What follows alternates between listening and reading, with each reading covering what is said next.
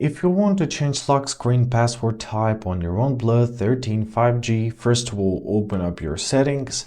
After that, we're gonna scroll down to our security and privacy tab. There it is, choose it. So here we're gonna find our device unlock section. In our device unlock section, we gotta find our screen lock.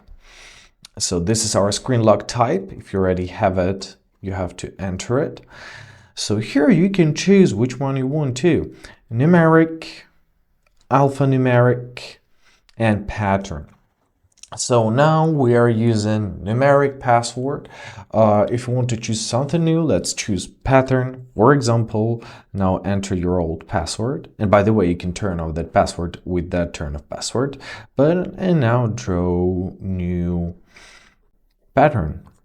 So create your pattern and your password is set. Now let's press done and let's check it. So now if we're gonna try and unlock it, we have to use our pattern. That's how you do this. I hope this video was helpful. Thank you so much for watching. Have a great day and please consider subscribing to our channel.